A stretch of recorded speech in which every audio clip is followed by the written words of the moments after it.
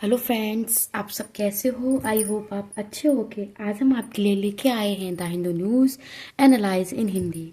आज से 1 मार्च 2025। आज हमारा डेली द हिंदू न्यूज़ आ गया है। फ्रेंड्स, मैं थोड़ा हिंदू डेली लाने में थोड़ा लेट हो गई हूँ, उसके लिए मैं माफ़ी चाहती हूँ। फ्रेंड्स, हमारे लिए ये यूपीएससी प्रीलिम्स प्लस मेंस दोनों के लिए बहुत इम्पोर्टेंट होता है। हमें daily the Hindu news cover करना अनिवार्य है। अब हम बात करते हैं अपने टू दी पॉइंट पर। फ्रेंड्स, मैंने आपको द हिंदू न्यूज़ से टू दी पॉइंट कवर किया है। आप प्लीज़ वीडियो को ज़्यादा से ज़्यादा लाइक करें और शेयर करें, सब्सक्राइब करना ना भूलें। पहला है टॉपिक हमारा हिमस्खलन। मतलब हमारे उत्तराखंड में हिमस्खलन की समस्या देखने को मिली है। पहला पॉइंट, उत्तराखंड में चमेली जिले में हिमस्खलन की भयानक घटना। मतलब जो हमारा चमेली जिला है उसमें हमें एक घटना देखने को मिली है। बॉर्डर रोड ऑर्गेनाइजेशन के 22 मजदूर फंसे हैं। मतलब जहाँ पर बॉर्डर पे वो तैनात थे फौजी, जो भी वो 22 मजदूर फंसे हुए वहां पर जो बॉर्डर के पास रहते हैं।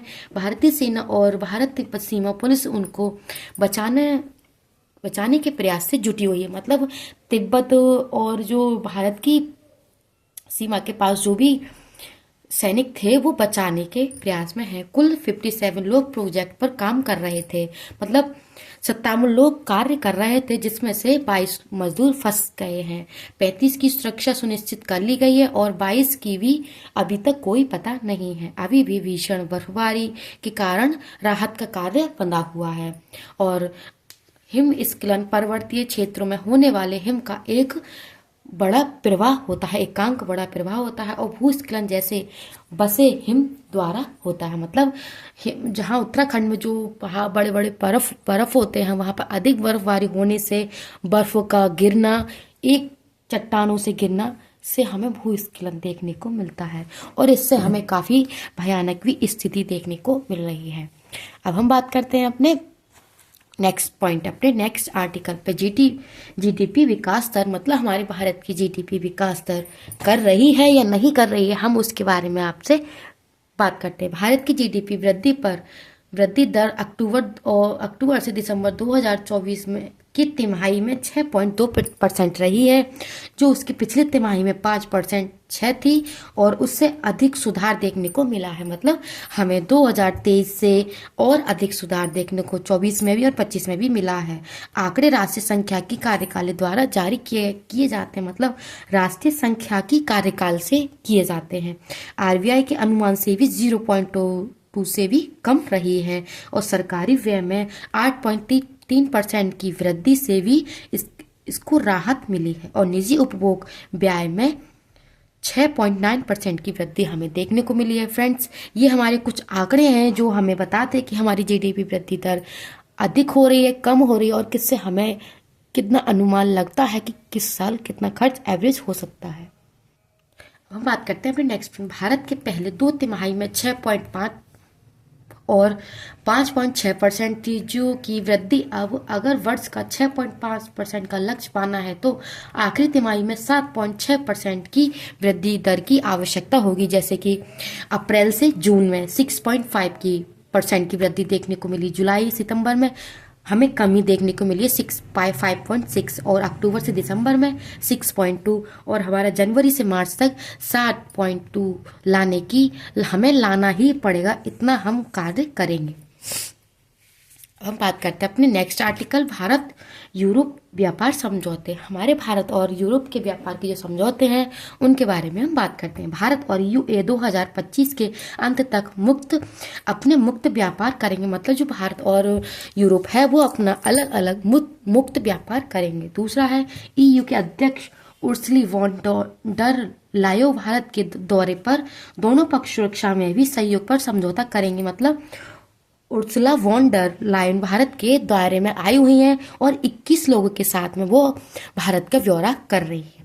अभी दोनों में 2020 से 25 तक के लिए रणनीति रेड मैप जिनकी परिस्थिति करना आवश्यक है। मतलब इन्हें प्रतिस्थापित करना आवश्यक है। ये हमारे 2025 के रणनीति के रेड मैप हैं। दोनों पक्ष में मुक्त व्यापार समझौते पर बात 2007 में शुरू हुई, 2013 में मतभेदों से ट्रेंडी। 2022 में पुनः शुरू किया गया। अगर सफल हुआ तो विश्व का सबसे बड़ा मुक्त व्यापार समझौता होगा। लेकिन भारत द्वारा यूरोप की गाड़ियों और शराब पर लगने वाला टैरिफ का एक बड़ा मुद्दा देखने को हमें मिलेगा। दोनों का सहयोग अंतर्राष्ट्रीय राजनीतिक की मजबूती भी हमें दिखाता है। भारत और यूरोप के व्यापार की समझौते के मामले में हमें सहयोग दिखाता है अंतर्राष्ट्रीय राजनीतिक की मजबूतियों के स्तर पर।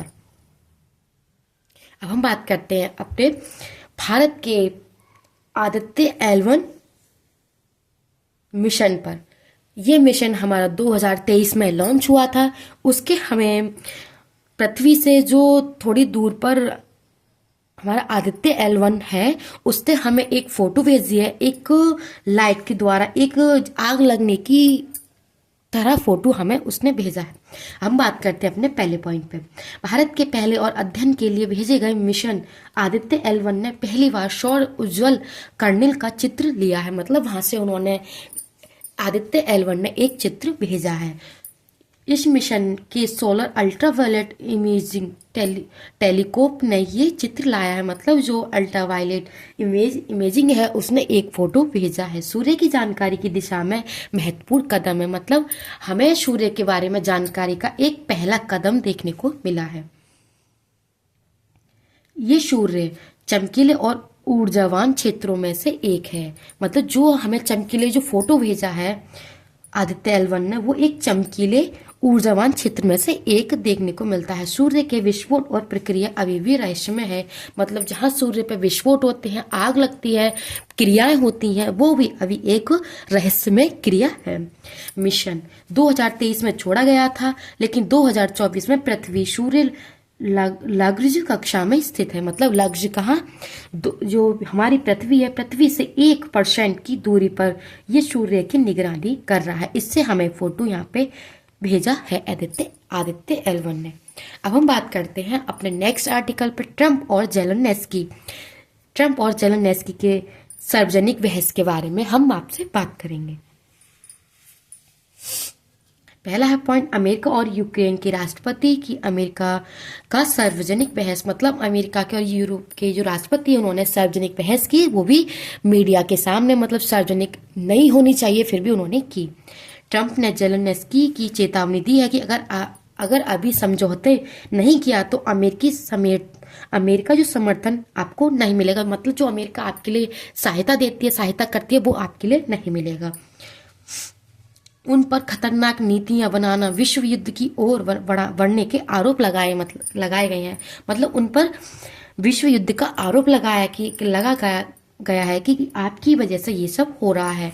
अमेरिका का भी अपमान करने का आरोप लगाया है कि आपने हमारे अमेरिका पर अपमान किया है। नेता ऐसी चर्चा सार्वजनिक तौर पर नहीं करते, लेकिन अमेरिका के राष्ट्रपति ट्रंप और जेलेंस्की ने सार्वजनिक बहस ये मीडिया के सामने बात की है।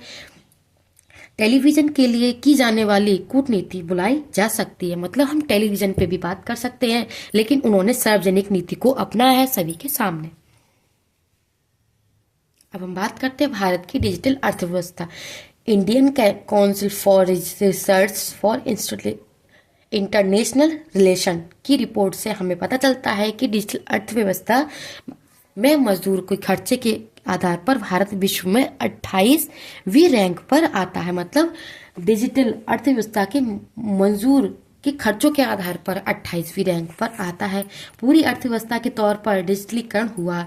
इंटरनेट की उपलब्धता की सीमा एक बड़ा कारण है। मतलब हर जगह इंटरनेट उपलब्ध नहीं है, जहां पर है और उपयोग किया जा रहा है। भारत में डिजिटल अर्थव्यवस्था हर वर्ष दोगुनी हो रही है। मतलब हमारे भारत में इंटरनेट की जो सुविधा है वो हर जगह पर पहुंचने की उपलब्धता कराई जा रही है और 2 गुनी से 3 गुनी हर वर्ष देखने को हमें मिल रही है। अब हम बात करते हैं वेटलैंड का संरक्षण। मतलब हम अपने वेटलैंड का कैसे संरक्षण करते हैं। पहला पॉइंट है हमारा 1971 में रामसार समझौते में वेटलैंड के संरक्षण का आयोजन बनाई गई थी। मतलब कि हम रामसार समझौते में वेटलैंड का संरक्षण करेंगे, उनका सुरक्षा रखेंगे, उनका जो बनाई हुई क्रिया है हम उन्हें बनाए रखेंगे। वेटलैंड दुनिया के 6% भाग में होते हैं, लेकिन मानव की विकास गतिविधियों के कारण ये क्षेत्र गहरे दबाव में देखने को मिल रहा है। मतलब हमारे जो मानव जो गतिविधि रहन सहन है उन्होंने वेटलैंड में अपनी दुनिया बसा ली है। 1900 के करीब 50% वेटलैंड किसी अन्य कार्य के लिए प्रयोग होने लगे थे और 1970 से 2015 में करीब 35% की गिरावट हमें देखने को मिली है। रामसार जो समझौते हैं वेटलैंड के संरक्षण की योजना बनाई थी, अब वो 35% की गिरावट में आ चुके हैं। इन क्षेत्रों में पाए जाने वाले जंतु और पौधों की जातियों भी घट रही हैं क्योंकि उनके आवास अब नहीं स्वच्छ नहीं है, उनके लिए उपलब्ध नहीं हुए जा रहे हैं। वैश्विक सतत विकास के लक्ष्य के लिए भी इनका संरक्षण आवश्यक है। भारत रामसार कन्वेंशन का हिस्सा है। हमने 75 रामसार क्षेत्रों की घोषणा किया है, लेकिन घोषित करने से ही संरक्षित नहीं होते। उन्हें संरक्षित मतलब हम सुरक्षा नहीं कर सकते। प्राकृतिक वेटलैंड कम हो रहे हैं, मानव निर्मित बढ़ रहे हैं और पिछले 4 दशकों में करीब 30% वेटलैंड समाप्त हो चुके हैं।